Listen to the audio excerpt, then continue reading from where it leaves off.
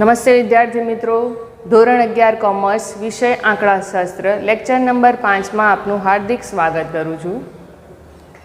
આપણે પ્રકરણ 1 પૂર્ણ કર્યું. આજે પ્રકરણ 2ની આપણે શરૂઆત કરીએ છીએ. પ્રકરણનું નામ છે માહિતીનું નિરૂપણ. તો આ જે પ્રકરણ છે તે પ્રથમ પરીક્ષાની દ્રષ્ટિએ જોઈએ તો તેનો ભારાંક છે 14 ગુણ. બીજી પરીક્ષા જોઈએ તો 3 ગુણ અને વાર્ષિક પરીક્ષામાં 11 ગુણનું આ પ્રકરણમાંથી પૂછાય છે. તો પ્રકરણની આપણે શરૂઆત કરીએ તો આના અગાઉના પ્રકરણમાં આપણે શીખ્યા હતા ચલ. તો જે રાશિની કિંમત દરેક એકમ દીઠ જુદા જુદા એકમો દીઠ બદલાતી હોય તો તે રાશિ કહે છે ચલ. ત્યારબાદ આપણે આંકડાશાસ્ત્રના અભ્યાસની અંદર શીખ્યા કે સંખ્યાત્મક અને ગુણાત્મક માહિતી. તો સંખ્યાત્મક ચલના આધારે જે પણ માહિતી મળે છે તેને સંખ્યાત્મક માહિતી કહે છે અને ગુણાત્મક ચલના આધારે જે પણ માહિતી મળે છે તેને ગુણાત્મક માહિતી કહે છે. તે આપણે અગાઉ શીખી ગયા છીએ. તો આપણે સૌ પ્રથમ લખીશું સંખ્યાત્મક ચલ.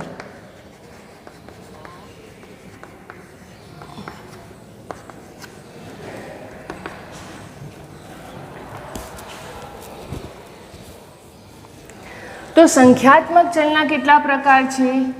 2 પ્રકાર. નંબર 1 અસતત ચલ અને નંબર 2 સતત ચલ.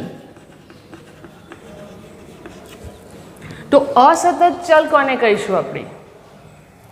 તો જે ચલ 2 સીમાઓ વચ્ચેની નિશ્ચિત અથવા તો ગણી શકાય તેવી કિંમતો ધારણ કરતો હોય તેને અસતત ચલ કહે છે. એટલે કે જે 2 સીમાઓ હોય છે બંને બાજુની ગણી શકાય તેવી અમુક પસંદ કરેલી નિશ્ચિત કિંમતો ધારણ કરતો હોય તેને શું કહેવાય છે? અસતત ચલ. તો અસતત ચલના આપણે ઉદાહરણો લઈએ તો કુટુંબમાં બાળકોની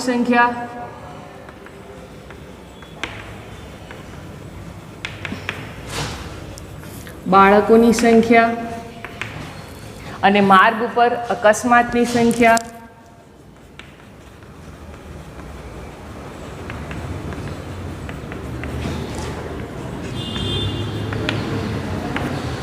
આ બંને શું થશે? અસતત ચલના ઉદાહરણ આપણે કહી શકીએ કે જે 2 સીમાઓ વચ્ચેની અમુક નિશ્ચિત કિંમત અને ગણી શકાય તેવી જ કિંમતો ધારણ કરતો હોય છે. એટલે કુટુંબમાં બાળકોની સંખ્યા આપણે ગણી શકીએ છીએ, માર્ગ પર અકસ્માતની સંખ્યા પણ ગણી શકાય છે. ત્યારબાદ જોઈએ આપણે સતત ચલ. તો જે ચલ 2 સીમાઓ વચ્ચેની તમામ કિંમતો ધારણ કરતો હોય તે ચલને કહેવાય છે સતત ચલ.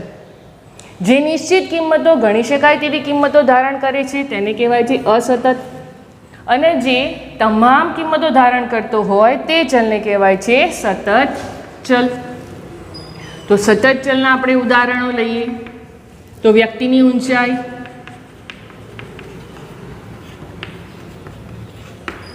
ત્યારબાદ તાપમાન, દિવસનું મહત્તમ તાપમાન લઈએ,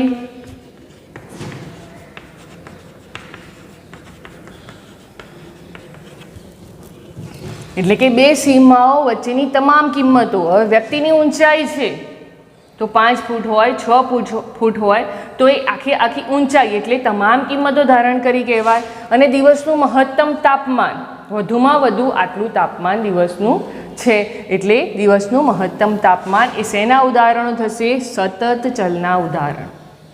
હવે બીજી એક વસ્તુ કે અસતત ચલ. સમજો અહીંયા કુટુંબમાં બાળકોની સંખ્યા ગણી શકાય છે, માર્ગ પર અકસ્માતની સંખ્યા ગણી શકાય છે.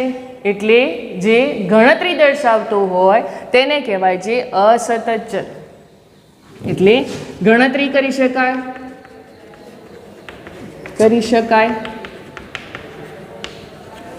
અને સતત ચલ વ્યક્તિની ઊંચાઈ માપી શકાય, દિવસનું મહત્તમ તાપમાન માપી શકાય એટલે માપી શકાય. એટલે અસતત ચલની ગણતરી કરવામાં આવે છે અને સતત ચલને માપી શકાય છે.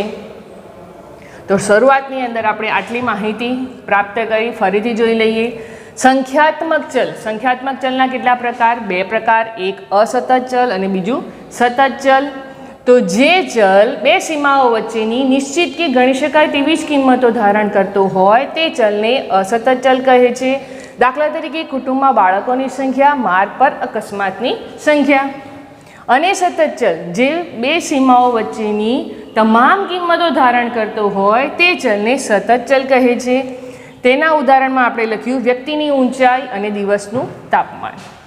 તો અસતત ચલની ગણતરી કરી શકાય છે અને સતત ચલનું માપન કરવામાં આવે છે, એટલે તેને માપી શકાય છે. હવે જ્યારે એક્ઝામ્પલ આપણે જોઈએ એ વખતે જે રકમની અંદર તમારે જોવાનું કે ગણતરી કરી શકાય તેવી રકમ આપેલી છે કે માપી શકાય તેવી, એ શબ્દ પરથી આપણે જાણી શકીએ છીએ. અને સતત ચલ અથવા તો અસતત ચલનો એક્ઝામ્પલ આપણે ગણી શકીએ. ત્યારબાદ આપણે જોઈએ તો ત્યાર પછીનો આપણો મુદ્દો છે કે સમષ્ટિ અને નિદર્શ. તો સમષ્ટિ અને નિદર્શ દ્વારા જે પણ માહિતી આપણે પ્રાપ્ત કરીએ છીએ તે માહિતીને શું કહેવાય છે? મૂળ માહિતી અથવા તો અવ્યવસ્થિત અવર્ગીકૃત માહિતી. હવે જ્યારે આંકડાશાસ્ત્ર માટે તે માહિતીનું વિશ્લેષણ કરવાનું હોય છે તો જો અવર્ગીકૃત માહિતી હોય, યોગ્ય રીતે યોગ્ય ઢાંચામાં વ્યવસ્થિત રીતે ગોઠવેલી ના હોય તો તેનું વિશ્લેષણ કરી શકાતું નથી. માટે સમષ્ટિ અને નિદર્શ તપાસ દ્વારા જે પણ માહિતી પ્રાપ્ત થઈ છે તે માહિતીને સંક્ષિપ્તમાં વ્યવસ્થિત રીતે ગોઠવવામાં આવે છે, જેને કહેવાય છે માહિતીનું વર્ગીકરણ. એટલે વ્યવસ્થિત ઢાંચામાં આલેખ સ્વરૂપમાં, કોઠા સ્વરૂપમાં ગોઠવવામાં આવે છે, એટલે એને કહેવાય માહિતીનું વર્ગીકરણ. અને આ માહિતીને ગોઠવવામાં આવે છે તે માહિતીને વર્ગીકૃત માહિતી કહેવાય છે. એટલે જુદા જુદા વર્ગોમાં તેને ગોઠવવામાં આવે છે, એટલે તે વર્ગીકૃત માહિતી. તો માહિતીનું વર્ગીકરણ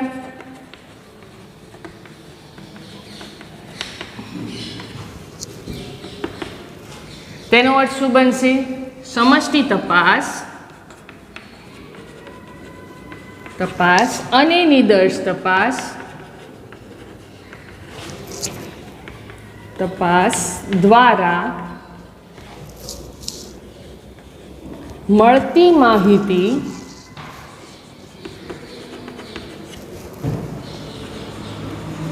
મૂળ સ્વરૂપમાં અવર્ગીકૃત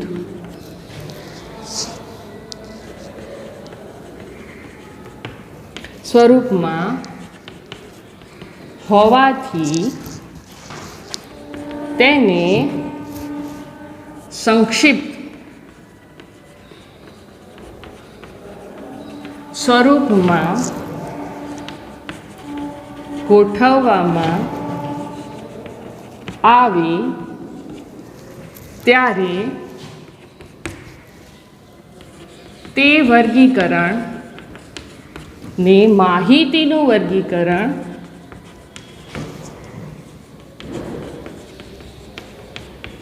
કહે છે. અને વર્ગીકૃત માહિતી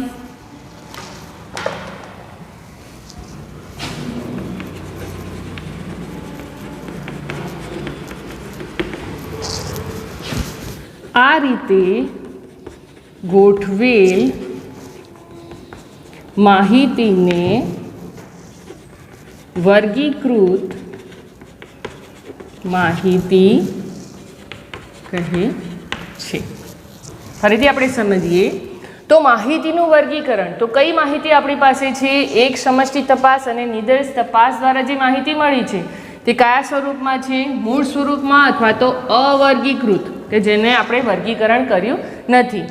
તો એવી જે માહિતી છે તેને સંક્ષિપ્ત સ્વરૂપમાં ગોઠવવામાં આવે છે. તો તે જે સંક્ષિપ્ત સ્વરૂપ કર્યું છે એટલે કે વર્ગીકરણ કર્યું છે તો તે વર્ગીકરણને માહિતીનું વર્ગીકરણ કહે છે. હવે જે આ રીતે વર્ગીકરણ કર્યું છે તો આ રીતે જે ગોઠવેલ માહિતી છે તેને કેવી માહિતી કહેવાય છે? વર્ગીકૃત માહિતી કહે છે. આપણે એક્ઝામ્પલ તરીકે લઈએ તો તમારા પુસ્તકની અંદર એક ઉદાહરણ છે.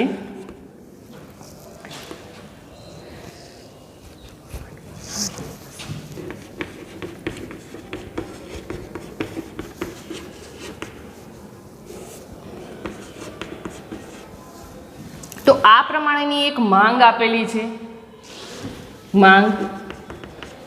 તો આપણે ધારી લઈએ કે સફરજનની માંગ છે, બરોબર. તો એક વેપારી પાસે સફરજન છે, તો દિવસના તેની પાસેથી 12 કિલો સફરજનનું વેચાણ થાય છે. એક દિવસે 12 કિલો સફરજન તે વેચે છે.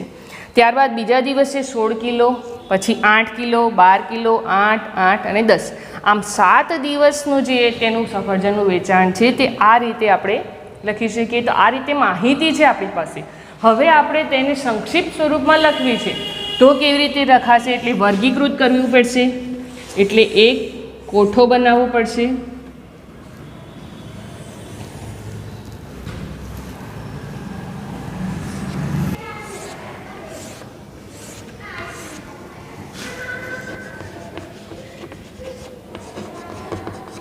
વસ્તુની માંગ, દિવસોની સંખ્યા, આ છેલ્લું ખાનું આવશે કુલનું.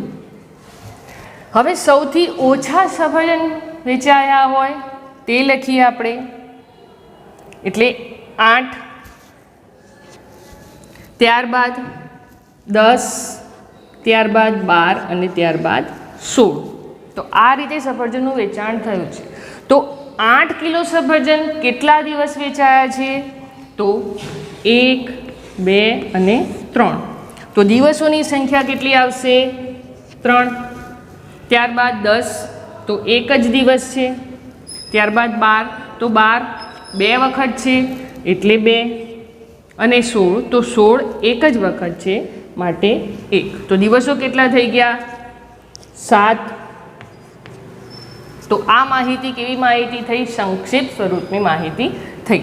હવે જે વસ્તુની સંખ્યા છે તેને આપણે x વડે દર્શાવીએ છીએ, અને દિવસોની સંખ્યા એને આપણે આવૃત્તિ એટલે કે f. અને આવૃત્તિ કેમ કહીએ છીએ? તો ચલના મૂલ્યના પુનરાવર્તન દર્શાવતી સંખ્યાને તે ચલની આવૃત્તિ કહે છે. આ તેનો અર્થ છે. એટલે પુનરાવર્તન દર્શાવે છે કે 8નું પુનરાવર્તન કેટલી વખત થયું છે? તો 3 વખત તેનું પુનરાવર્તન થયું છે. 10 એક જ વખત. 12નું પુનરાવર્તન કેટલી વખત થયું છે? તો 2 વખત. એટલે ચલની જે પણ માહિતી આપેલી છે તેનું પુનરાવર્તન થાય છે, તો તે ચલની એમ કે આવૃત્તિ તેને કહેવામાં આવે છે. એટલે આપણે તેને f વડે દર્શાવીએ છીએ. તો આટલે સુધી આપણે માહિતી પ્રાપ્ત કરી. આના પછીનો મુદ્દો લઈએ આપણે માહિતીનું વર્ગીકરણ. તો સંખ્યાત્મક અને ગુણાત્મક બે રીતે માહિતીનું વર્ગીકરણ થાય આપણે જોયું. તો હવે સંખ્યાત્મક ચલની અંદર આપણે જોઈએ અસતત માહિતીનું વર્ગીકરણ, એટલે કે અસતત આવૃત્તિ વિતરણ.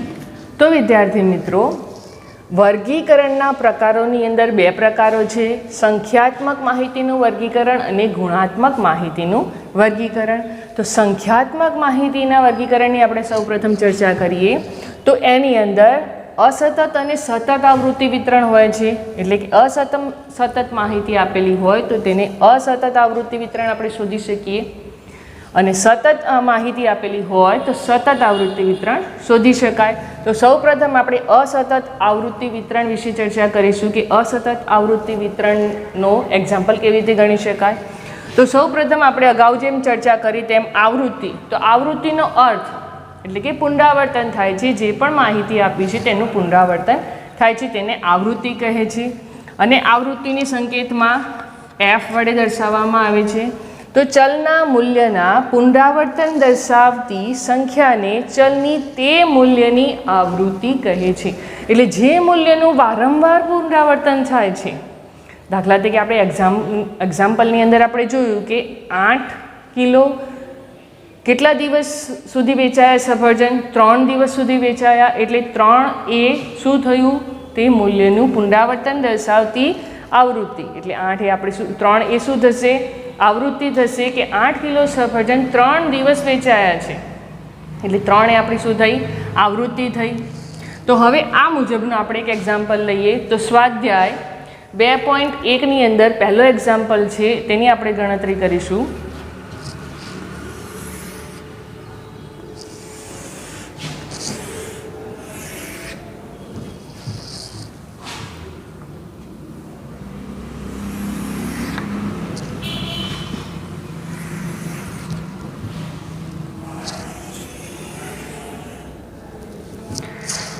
કે એક વિસ્તારમાં રહેતા 50 કુટુંબોમાં બાળકોની સંખ્યા અંગે નીચેની માહિતી આપેલ છે.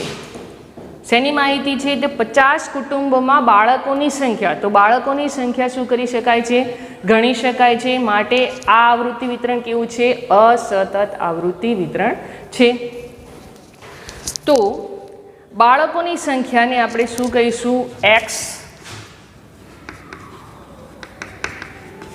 બાળકોની સંખ્યા એટલે કે x. વચ્ચે શું આવશે? આવૃત્તિ ચિહ્ન. અગાઉના એક્ઝામ્પલની અંદર આપણે જોઈ શકતા હતા કે 8 3 વખત છે, પરંતુ અહીંયા આગળ વધુ પ્રમાણમાં માહિતી આપી હોય ત્યારે આપણે ચિહ્ન મૂકવા પડે. ચિહ્નના આધારે આપણે ગણતરી કરી શકીએ. અને ત્રીજું ખાનું આવશે કુટુંબોની સંખ્યા, જેને કહેવાશે f. બોની સંખ્યા એટલે કે આવૃત્તિ એટલે f. અહીંયા આવૃત્તિ ચિહ્ન અને અહીંયા આવૃત્તિ. હવે એક્ઝામ્પલની અંદર આપણે જોઈએ તો સૌથી નાની સંખ્યા કેટલી છે? 0 અને સૌથી મોટી 3. એટલે 0 થી 3 સુધી આપણે લખવાના છે. તો 0, ત્યારબાદ 1, 2 અને 3. ત્યારબાદ આવશે ખાનું, કુલનું ખાનું. તો કુલ કેટલા કુટુંબો છે? 50 કુટુંબો. એટલે છેલ્લે આપણે સરવાળાની અંદર આવૃત્તિ જે છે તે 50 આવવી જોઈએ. તો આપણે એક્ઝામ્પલની શરૂઆત કરીએ. તો પહેલી જે માહિતી છે તે છે 1, પછી 0. આપણે ઊભી લાઈન પ્રમાણે જઈશું એટલે આપણે ભૂલ થાય નહીં. તો 1 0 2. તો જ્યાં 1 છે ત્યાં આપણે 1 લીટું કરીશું. 0 છે ત્યાં પણ 1 લીટું કરીશું. અને 2 છે તો 2 ઉપર 1 લીટું કરીશું. એટલે આ એક ચિહ્ન દર્શાવે છે. પછી 3 અને 0. તો 3, ફરીથી 0 આવે છે તો ત્યાં 1 લીટું કરીએ છીએ આપણે. બીજી લાઈન આપણે લઈએ તો 1 2 1 0 1.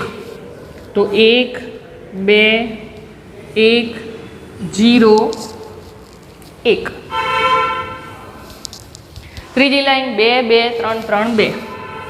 2 2 3 3 અને હવે 2 છે.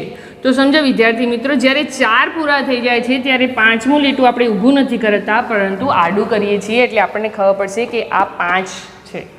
આપણે તમામ લીટીઓની ગણતરી કરવી પડશે નહીં. જો એ રીતે લખીશું આપણે તો એ રીતે કન્ફ્યુઝન થશે, ગણતરીમાં ભૂલ થશે. માટે 5 જ્યારે આવે છે ત્યારે તેનું લીટું આપણે આડું કરીએ છીએ. તો આ પ્રમાણે દરેક જે પણ રકમ આપેલી છે એ રકમને આપણે આ રીતે ચિહ્ન દ્વારા દર્શાવીએ.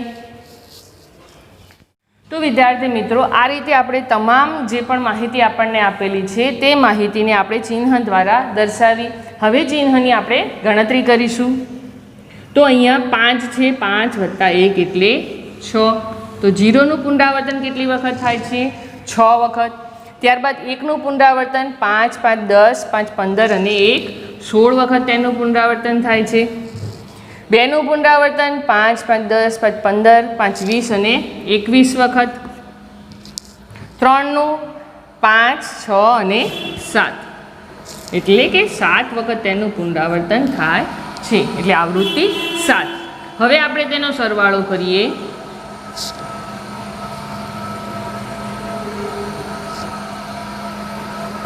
તો 50. તો 50 કુટુંબો આપણને આપેલા છે પુસ્તકની અંદર એક્ઝામ્પલમાં.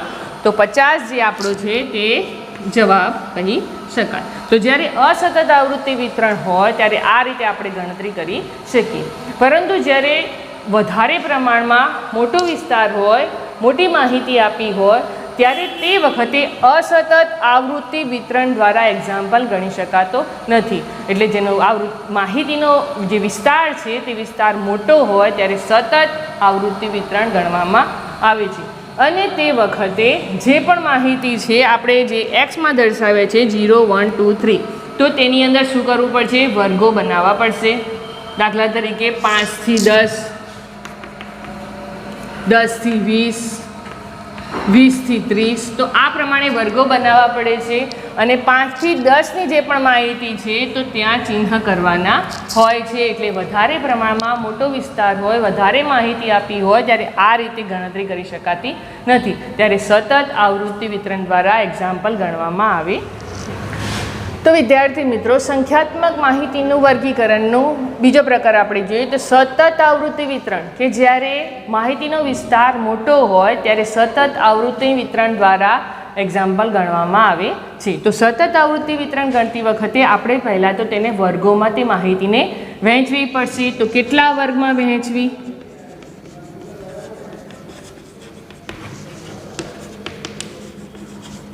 તો 6 થી 15 વર્ગમાં તેની વહેંચણી કરવામાં આવે છે. તો પહેલું સ્ટેપ એ બનશે. બીજું સ્ટેપ, તેની વર્ગ લંબાઈ. હવે જે વર્ગો છે તેની વર્ગ લંબાઈ કેટલી રાખવી? તો વર્ગ લંબાઈ શોધવી. ને વર્ગ લંબાઈ શોધવા માટે આપણે શું જોઈશે? એક તો વિસ્તાર. તો વર્ગ લંબાઈ બરાબર શું થશે? વિસ્તાર ભાગ્યા વર્ગોની સંખ્યા. તો વર્ગોની સંખ્યા તો આપણે અગાઉ નક્કી કરવાના છીએ. હવે વિસ્તાર. તો વિસ્તાર કેવી રીતે મળશે? તો વિસ્તારને આપણે દર્શાવીએ છીએ r વડે. વર્ગ લંબાઈને c વડે દર્શાવવામાં આવે છે. વર્ગોની સંખ્યાને k વડે દર્શાવવામાં આવે છે. તો જ્યારે આપણે વિસ્તાર શોધીએ છીએ ત્યારે મહત્તમ કિંમત, જે પણ માહિતી આપેલી છે, જે પણ આંકડાકીય માહિતી છે તેની મહત્તમ કિંમત ઓછા લઘુત્તમ કિંમત બરાબર શું મળશે આપણને? વિસ્તાર એટલે કે વિસ્તારને r વડે દર્શાવવામાં આવે છે. એટલે કે તેની મહત્તમ કિંમત અને લઘુત્તમ કિંમત વચ્ચેનો તફાવત શું બનશે? આપણો વિસ્તાર. અને વર્ગ લંબાઈ શોધવા માટે આપણે શું કરીએ છીએ? r ભાગ્યા k. એટલે આપણને શું મળશે? વર્ગ લંબાઈ મળશે. તો આ રીતે સૌપ્રથમ આપણે કેટલા વર્ગમાં વહેંચવાનું છે તે નક્કી કરવાનું. વર્ગમાં વહેંચ્યા પછી તેની વર્ગ લંબાઈ નક્કી કરવાની. અને વર્ગ લંબાઈ શોધતી વખતે r શોધવાનો સૌપ્રથમ, કે મહત્તમ કિંમતમાંથી લઘુત્તમ કિંમત બાદ કરવાની. તો આ પ્રમાણે આપણે તેને વર્ગોમાં વહેંચી શકીએ. હવે વર્ગોમાં વહેંચ્યા બાદ જો ઉપલી સીમા અને નીચલી સીમા એટલે કે 5 થી 10, 10 થી 15 આ પ્રમાણેના વર્ગો હોય, એટલે કે ઉર્ધ્વ સીમા બિંદુ અને અધર સીમા બિંદુ સમાન હોય તો તે વર્ગ કેવો કહેવાશે? નિવારક. એટલે એનું અહીંયા આગળ રિપીટેશન થાય છે, માટે નિવારક.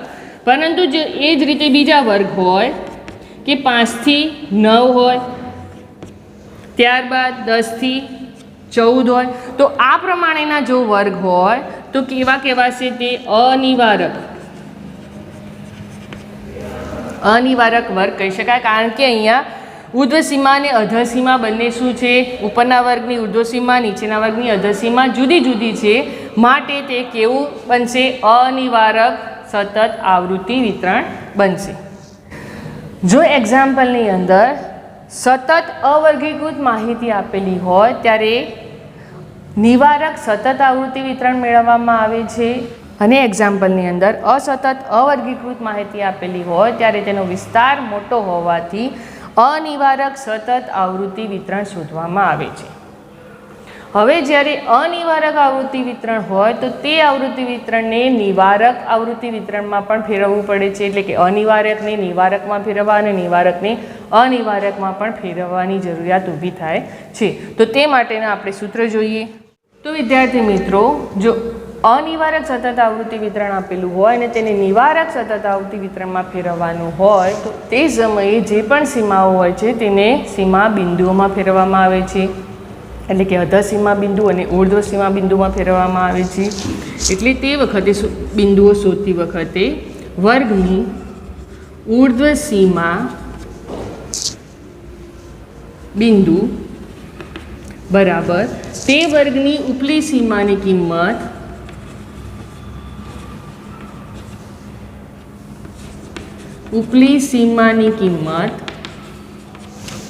વત્તા તે પછીના વર્ગની નીચલી સીમાની કિંમત ભાગ્યા 2 આ રીતે બનશે ઉર્ધ્વ સીમા બિંદુ. ત્યારબાદ વર્ગનું અધઃ સીમા બિંદુ બરાબર તે વર્ગની નીચલી સીમાની કિંમત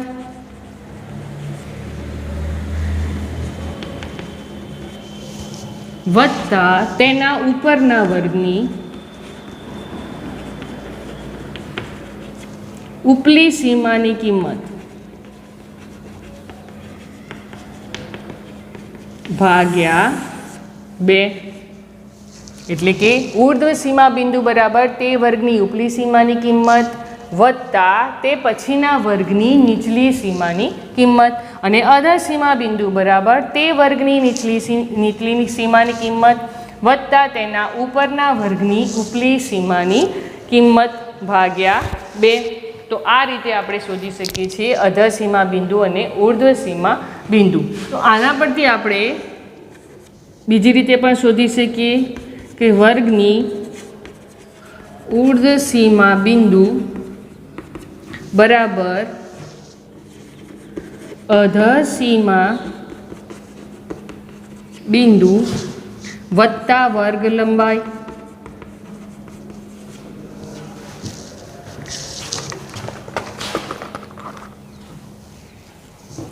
અને વર્ગ લંબાઈ પણ શોધી શકીએ બરાબર ઉર્ધ્વ સીમા બિંદુ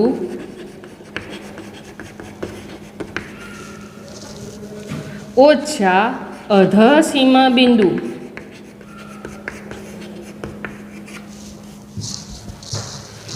તો પહેલાં આ 2 સૂત્રો, ત્યારબાદ વર્ગનું ઉર્ધ્વ સીમા બિંદુ શોધવું હોય તો અધઃ સીમા બિંદુ વત્તા વર્ગ લંબાઈ પણ કરી શકાય, અને વર્ગ લંબાઈ શોધવી હોય તો ઉર્ધ્વ સીમા બિંદુ ઓછા અધઃ સીમા બિંદુ દ્વારા પણ આપણે વર્ગ લંબાઈ શોધી શકીએ.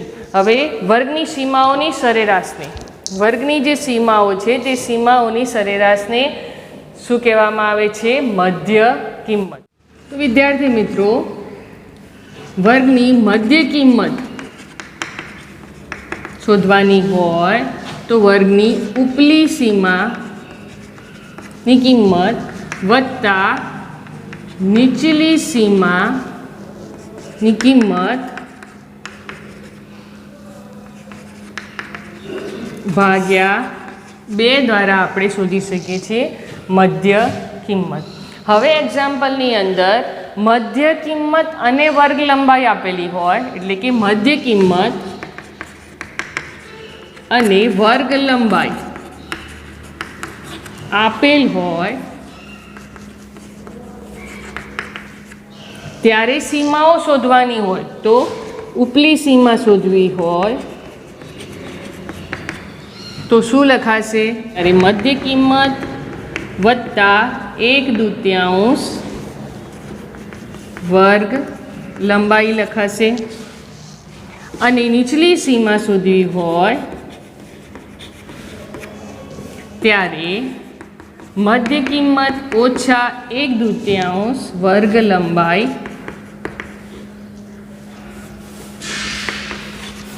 લખાશે.